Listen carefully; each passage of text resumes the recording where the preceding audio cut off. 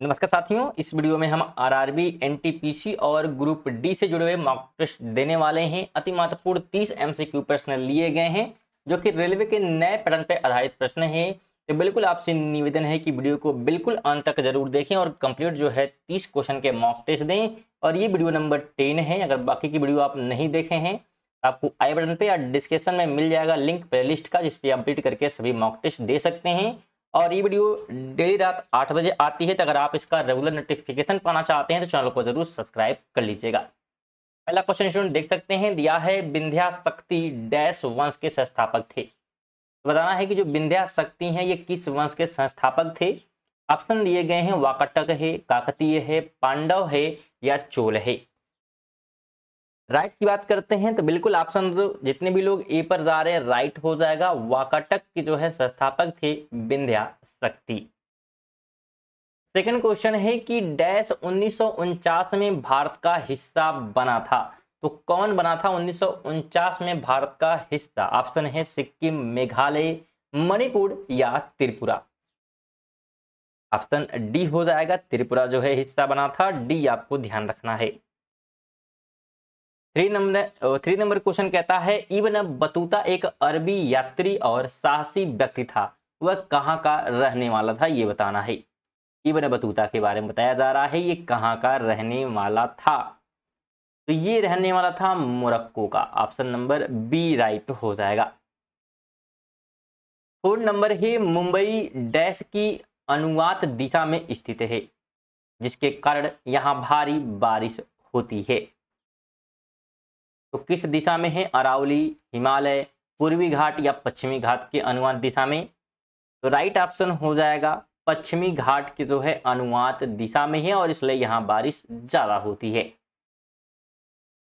5 है बजट की घोषणा के लिए प्रयुक्त पारिभाषिक शब्द निम्न में से कौन सा है।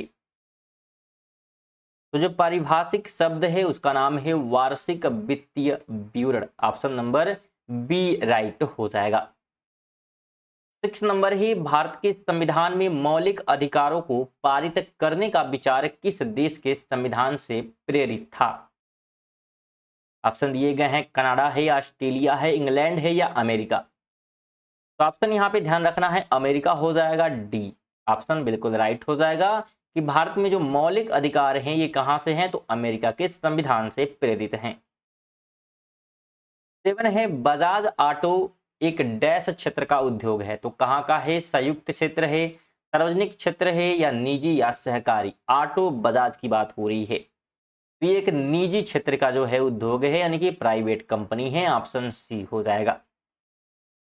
अगला क्वेश्चन है ब्रिटिश सरकार ने कुख्यात रॉलेट अधिनियम कब पारित किया था। इस अधिनियम में बिना मुकदमे के राजनीतिक नजरबंदी की अनुमति दी गई थी। ये कब जो है पारित किया गया। ऑप्शन है 1921, 1920, 1919 या 1922।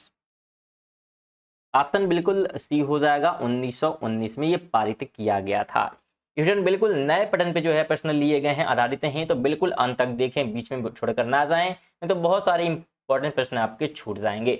9 की बात करते हैं तो हवन टोटा बंदरगाह किस देश में स्थित है।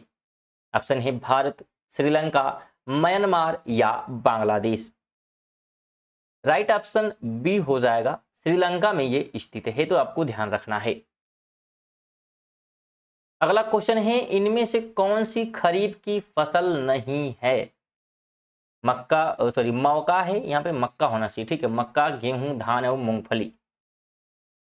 राइट ऑप्शन हो जाएगा गेहूं नहीं है किसकी फसल, तो खरीफ की, क्योंकि ये क्या है तो रबी की फसल है। अगला क्वेश्चन है यह कविता एक पेड़ के पत्तों के रूप में नहीं आती है, जो बेहतर है कि यह ना आए डैश ने कहा। ये वाक्यांश के बारे में बात की जा रही कि यह कविता एक पेड़ के पत्ते के रूप में नहीं आती है, तो बेहतर है कि यह ना आए डैश ने कहा। तो किसने कहा था, तो ये जो है कहा गया था जॉन किट्स के द्वारा। ऑप्शन नंबर सी आपको ध्यान रखना है। 12 की बात करें तो ह्यूमैनिटी हॉस्पिटल को किसने स्थापित किया था, जिसने अपने पूरे जीवन में सब्जी विक्रेता, घरेलू मददगार और मजबूत मजदूर के रूप में काम किया। तो ये स्थापित करने वाले कौन हैं? तो सुवासिनी मिस्त्री हैं। ऑप्शन नंबर बी राइट हो जाएगा। 13 है डैश द्वारा रचित हर्ष चरित्र हमें हर्ष और उनके प्रशासन के बारे में जानकारी देता है। तो किसने लिखा था हर्ष चरित्र? ऑप्शन है बाणभट्ट, कल्याण है, तुलसीदास है या कल्हड़ है। तो ऑप्शन ए हो जाएगा, बाणभट्ट द्वारा ये लिखा गया था। 14 की बात करें तो भारत के लिए सबसे पहले संविधान सभा का विचार किसने दिया था? ऑप्शन है सीजी रॉय हैं, एमएन रॉय हैं, डॉक्टर बाबा साहेब अंबेडकर हैं या जवाहरलाल नेहरू हैं। ऑप्शन बी हो जाएगा, एमएन रॉय द्वारा जो है सबसे पहले यह विचार दिया गया संविधान का। 15 है अंकलेश्वर और कलोल डैश के दो तेल क्षेत्र हैं। तो कहाँ के हैं ये? गुजरात, असम, मथुरा या Mumbai high. Right option E हो जाएगा, गुजरात के ये दोनों क्षेत्र हैं। स्टूडेंट अगर आप इसका रेगुलर नोटिफिकेशन पाना चाहते हैं चैनल को जरूर सब्सक्राइब कर लीजिएगा, जो कि डेली जो है रात 8 बजे आती है। क्योंकि अगर फिर आपको मॉक टेस्ट देना होगा तो फिर वीडियो आप ढूंढेंगे चैनल पर, बहुत सारे जो है वीडियो आपको देखेंगे। तो इससे अच्छा क्या है कि आप जो है चैनल को सब्सक्राइब कर लें, जिससे कि आपको नोटिफिकेशन डेली रात 8 बजे मिलती रहेगी इस वीडियो का। 16 नंबर है कि भारतीय प्रतिभूति और विनिमय बोर्ड किस शहर में स्थित है? ऑप्शन है नई दिल्ली, मुंबई, बेंगलुरु या चेन्नई। राइट की बात करते हैं तो क्या हो जाएगा बताने का प्रयास करिएगा। राइट ऑप्शन बिल्कुल, जितने भी लोग बी पर जा रहे हैं राइट हो जाएगा, मुंबई में ये स्थित है। अगला क्वेश्चन है डैश में औरंगजेब की मृत्यु के बाद भारत के विभिन्न हिस्सों में मुगल प्रशासकों के तहत कई क्षेत्रीय साम्राज्य सत्ता में आए। तो कब? तो 1708 ईस्वी है, 1705 है, 1706 या 1707। राइट की बात करते हैं तो ऑप्शन बिल्कुल यहाँ पे अगर हम बात करें ऑप्शन क्या हो जाएगा, तो यहाँ पे ध्यान रखिएगा 1706 में। कब? तो 1706 में ऑप्शन नंबर सी बिल्कुल राइट हो जाएगा। अगला क्वेश्चन है भारत में संविधान दिवस कब मनाया जाता है? 21 अगस्त है, ये 26 जनवरी है, 26 नवंबर है या 15 दिसंबर है। राइट ऑप्शन सी हो जाएगा, 26 नवंबर को जो है संविधान दिवस मनाया जाता है। 19 है किस शहर को भारत की वाणिज्यिक राजधानी के रूप में जाना जाता है? ऑप्शन है बेंगलुरु, मुंबई, चेन्नई या नई दिल्ली। ऑप्शन बी हो जाएगा, मुंबई को जाना जाता है।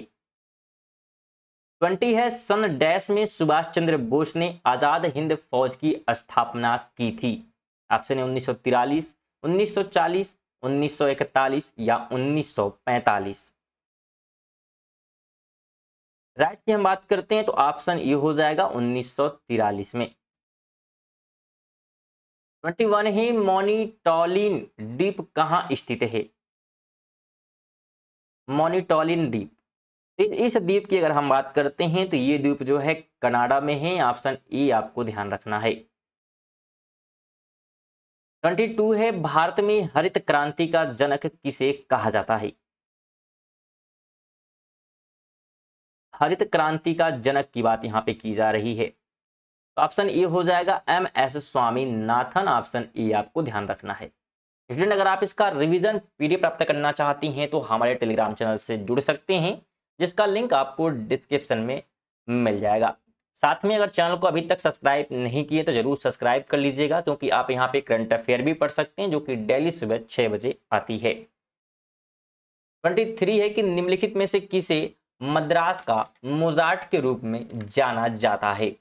ऑप्शन है किशोर कुमार हैं, AR रहमान हैं, इलैयाराजा हैं या SP बाला सुब्रमण्यम है।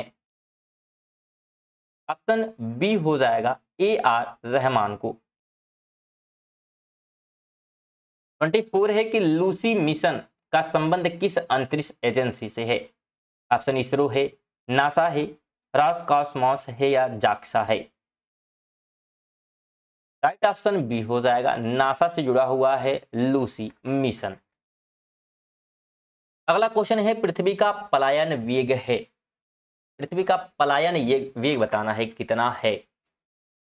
बताने का प्रयास करिएगा। पृथ्वी का पलायन एक, तो बिल्कुल जितने भी लोग पे क्या है डी पर जा रहे हैं उनका बिल्कुल राइट हो जाएगा, यानी कि 11.2 किलोमीटर प्रति सेकंड। 26 है कि गुरुत्वाकर्षण नियम की परिभाषा किसने दी थी? ऑप्शन है न्यूटन, आर्किमिडीज, आर्किमिडीज या गैलीलियो या फैराडे। ऑप्शन ये हो जाएगा न्यूटन द्वारा दिया गया।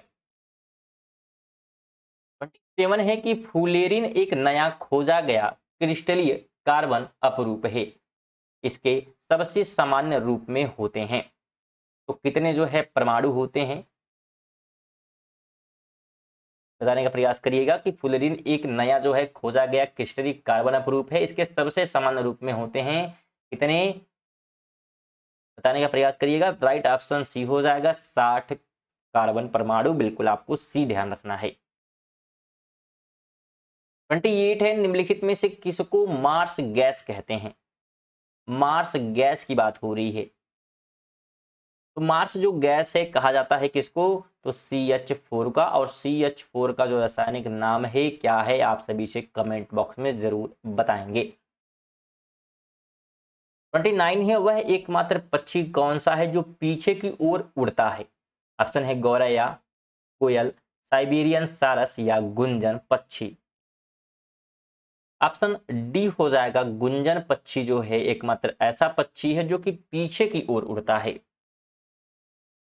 30 नंबर है निम्नलिखित में से अंडा देने वाला स्तनधारी कौन सा है?